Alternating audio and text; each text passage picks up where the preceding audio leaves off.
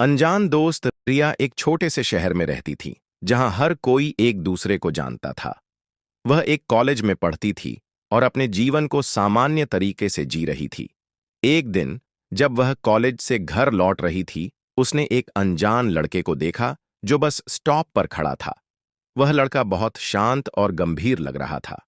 रिया ने उस लड़के को देखा और सोचा कि शायद वह भी उसी बस का इंतजार कर रहा होगा। जब बस आई, तो दोनों एक ही बस में चढ़ गए।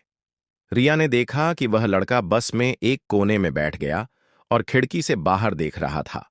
अगले कुछ दिनों में रिया ने उस लड़के को कई बार देखा। वह हमेशा बस स्टॉप पर खड़ा रहता था और बस में एक ही सीट पर बैठता था। रिया को उसकी शांति और गंभीरता में दिलचस्पी होने लगी। एक दिन, जब वह बस में उसके पास बैठी, तो उसने उससे बात करने की कोशिश की। नमस्ते, आपका नाम क्या है? रिया ने पूछा। लड़का थोड़ा चौंका और फिर मुस्कुराया। मेरा नाम आर्यन है, उसने कहा। रिया और आर्यन ने बात करना शुरू किया और जल्द ही उन्हें पता चला कि वे दोनों एक ही शहर में रहते हैं और उनके शौक भी समान हैं। आर्यन एक पेंटिंग आर्टिस्ट था और रिया को भी पेंटिंग का शौक था।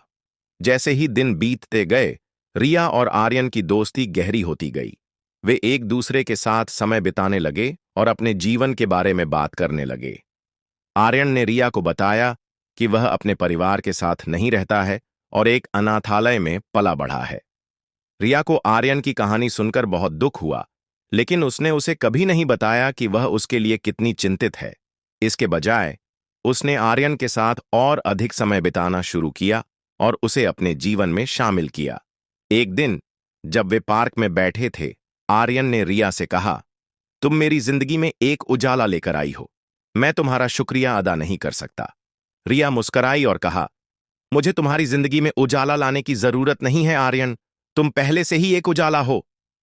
आर्यन की आंखों में आंसू आ गए और उसने रिया को गले लगा लिया।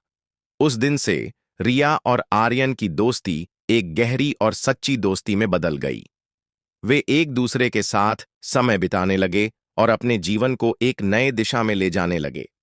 उनकी कहानी ने साबित किया कि सच्ची दोस्ती किसी भी परिस्थिति में हो सकती है और यह जीवन को एक नए अर्थ और उद्देश्य से भर सकती है।